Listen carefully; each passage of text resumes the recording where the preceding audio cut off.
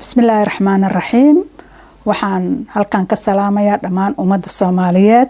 aniga magacayga waxaa la yiraahdaa Sahar Siyaanaaleeye. waxaan la shaqeeyaa dalada guud ururada Soomaaliyeed ee dalka Holland. waxaan maanta aan jeclaystay in sanad walbaba muxuu ahaa waxyaalihii jiro cusub inaan isla socodsiino.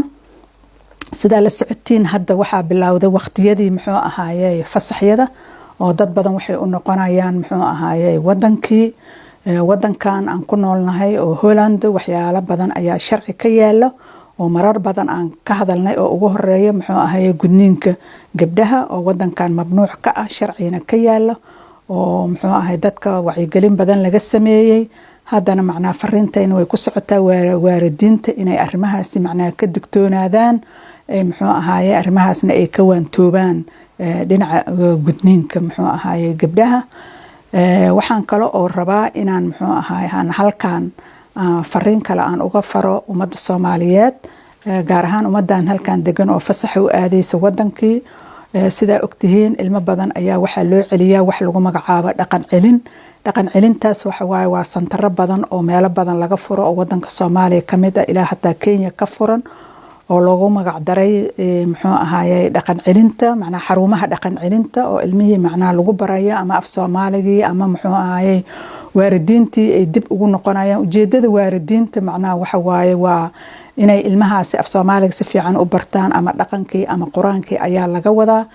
laakiin muxuu ahaayay sharciyada wadankan jira horta waalidka muxuu xaq u leeyahay inuu ilmihiisa meel kasta la dego, inuu ilmihiisa muxuu ahaayay meel kasta oo geysto xaq waa u leeyahay.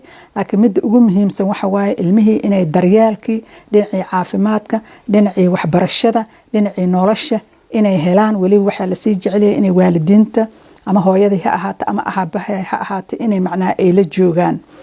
arrintan laakiin oo la diidan yahay waxa arrinta qasabka ah oo qasabka ayay sharci ka soo saareen. ilmihii oon ogoleen ama loo sheegin in inta la wado oo wadankii la geeyo laga soo tago oo baasaboorkii laga soo qaato iyo waxyaalihii kale hataa telefoon mobiilkii iyo waxyaalihii kale oo dhan laga soo wada qaato oo la soo noqdo. taasna waxyaalo badan ayaa ka yimid ilmihii inay chance u heleen ama fursad u heleen inay safaaradihii ay la xiriiraan say ku helaanbo ay dhibaato noqoto ilmihii qaarkood in muxuu ahaayay dib loo soo celiyo oo dhibaatooyinkii iyo muxuu ahaayay ay kala kulmeen waalidiinta halka ilaa iyo maxkamada ay wada gaartay. sida daraadeed arrimahaas in laga foojignaado.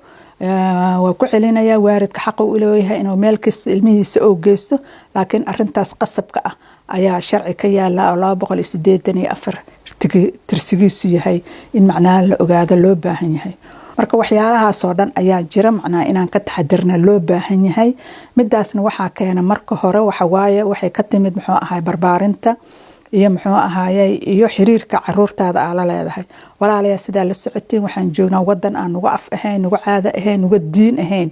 marka waxay ku xiran tahay waalidka in from maalinta ay bilaabeen ilaa ilmahooda ay dhasheen ilaa ay ka qaangaaraan inay isha ay ku hayaan ay saaxiibana la noqdaan, wax kastana ay la socodsiiyaan.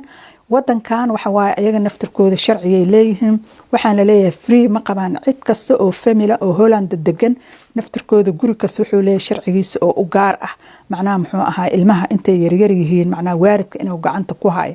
marka marmar misinterpretation ama qalad ayaa si xun muxuu xurriyadii loo fasiraa. laakiin wadankan anaga aan joogno naftirkooda waa waalidiin muxuu ahaa dareenka anaga aan qabno way qabaan. laakiin marmar marka waxay wadan Yurub joogta isleedahay taas ayaa dhibaato ka imaanaysa. marka arrimahaas ayaan rabay inaan idinku siyaadiyo.